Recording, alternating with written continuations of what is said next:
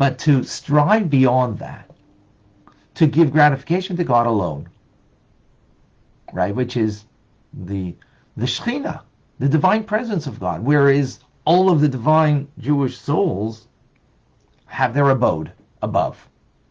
That's like a pretty lofty level and a pretty, it might be outstripping our spiritual, powers or where we're at. Alter Rebbe says no. And he gives a beautiful metaphor of a child who strives for the sake of the father and mother to do for them more than would do for his own body and soul. In other words, his love and devotion to his parents is greater than his own life itself. Now, we might be hard-pressed to find such children. Perhaps we're not even such children. Probably not such children. But the Alter Rebbe says that even though we may not really be this naturally, but we should habituate ourselves with this intent. It may not be the perfect feelings in our heart, right? The perfect feelings of our heart can be definitely, when you're singing a Hasidic melody and at other times that you want to connect, you have a thirst of being connected to the divine for yourself. But the Alter Rebbe says that giving this gratification that is beyond us, so to speak, habitually, is nonetheless genuine because it's inborn in the Jewish soul to do whatever God wants, to do whatever he wants. And this union, the union of the source of all Jewish souls with the infinite light of God, is what God's true desire is. He wants to be, have an abode, have a union with all the souls, and not just my soul.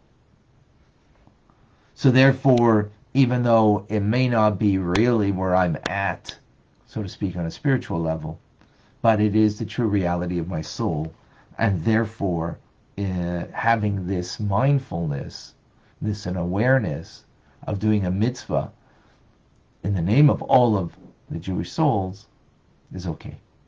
It's not delusional, it's not, dishonest. It is part of who we are. That is the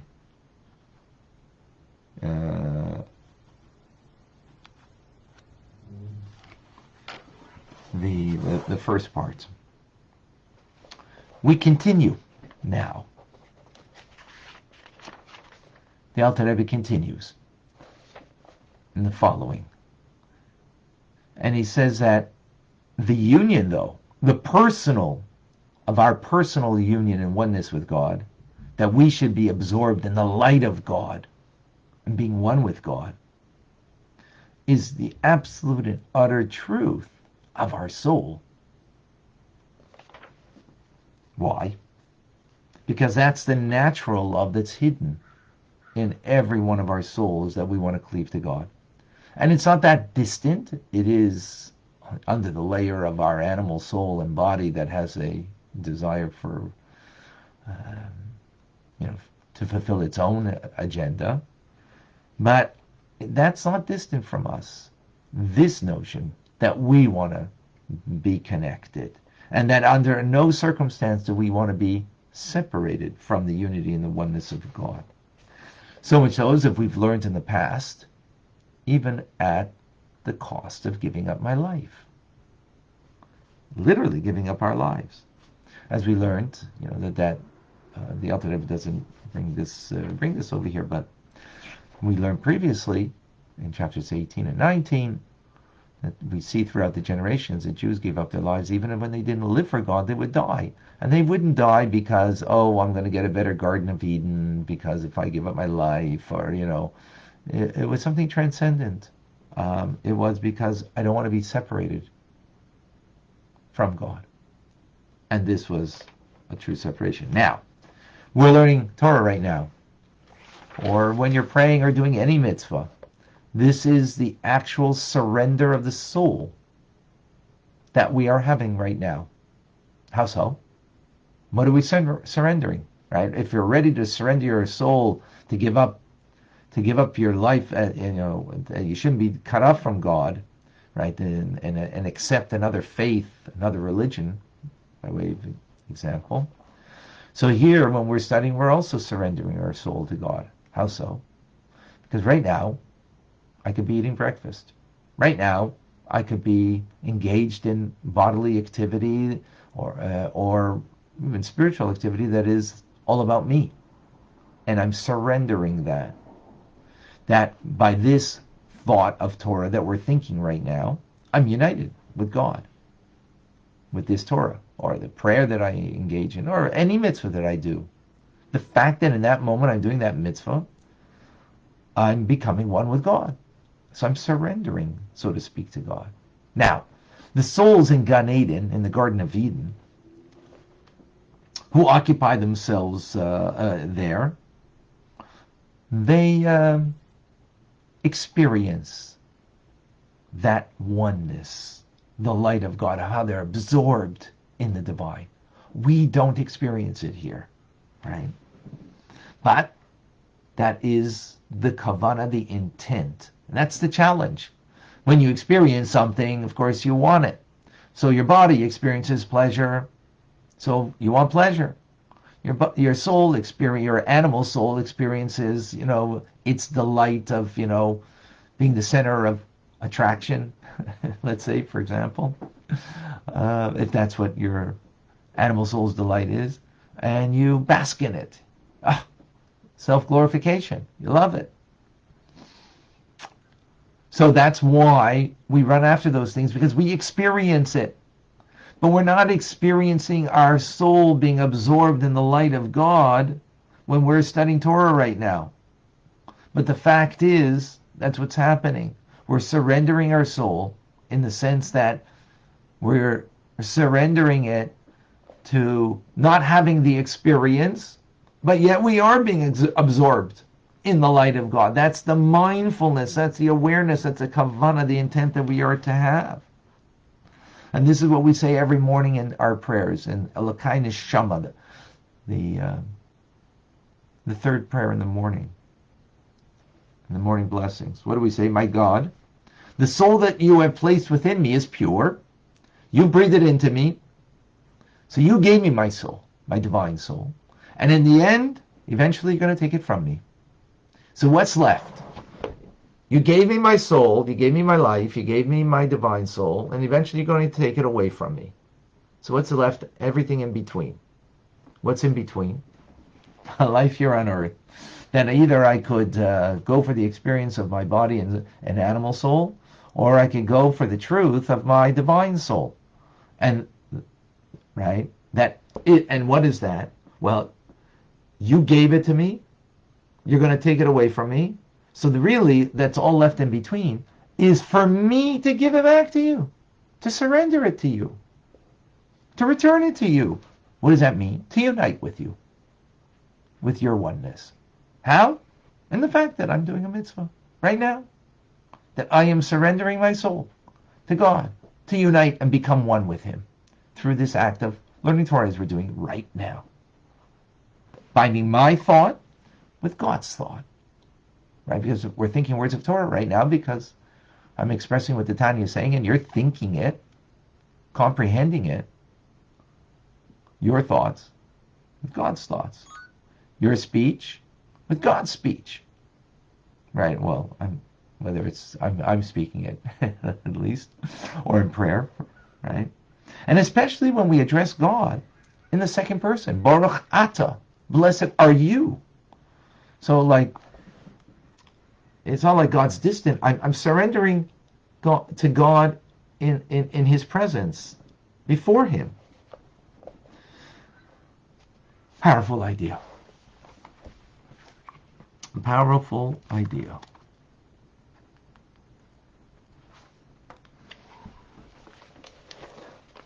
This is the capacity we have, each and every one of us.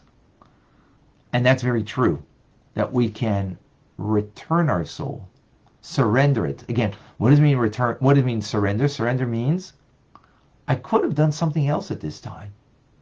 I could have just sought the experience of my animal soul and my body.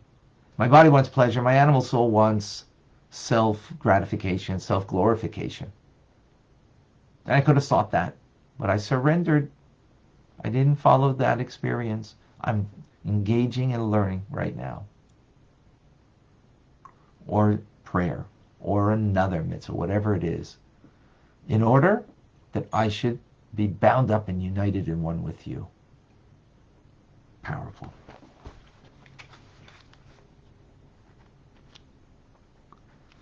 Any questions on this before we continue to the next part? Okay, give me just one quick moment. Just a reminder on Facebook, everybody, if you have a question, please put 2 question marks beforehand so I could know that it's a question. Otherwise, I don't stop till I can't read everything as it comes in. It's a lot.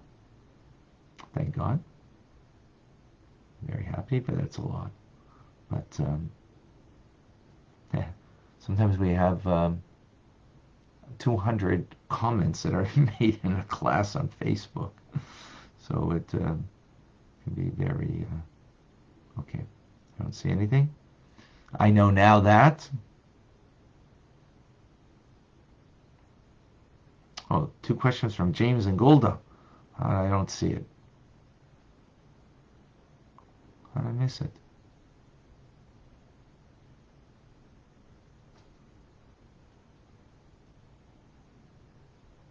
Hold on, give me a moment. James. Oh, James. So it is important to not skip any words in the siddur, then to feel jubilant to davening. I didn't exactly say that. We're talking about kavanah here. We're not talking about the mechanics of prayer. The mechanics of prayer, whether you should skip words, skip paragraphs, maybe because it's too much and you can't, you can't do the entire prayer. So that's a good question, and that might be a personal thing that it's difficult for me to give a general principle. General principle should be that you should feel connected in your prayers, because prayer is about the heart. If you should skip, not skip, that could be that you should, depending where you're at in your journey. So I don't want to make a blanket statement, but definitely we should be trying to feel something, at least, if not in the heart, but at least mindful in the words and the power of the words. Absolutely. That won't answer you completely, James, but partly will hopefully answer you.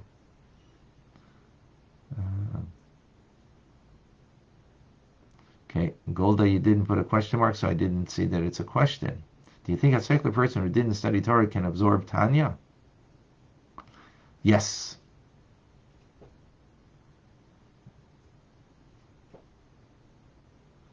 Thank you, Golda. Yes, someone who is secular and studies Torah can definitely absorb Tanya. Absolutely, they can. It may be a little more challenging.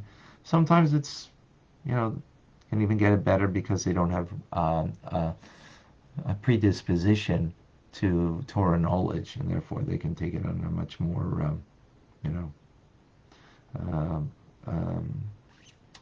pure way, even, believe it or not. Okay.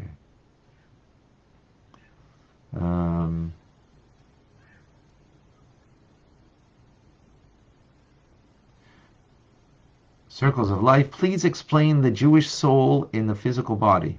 Jewish soul in a physical body is, Jewish soul comes from on high, part of God.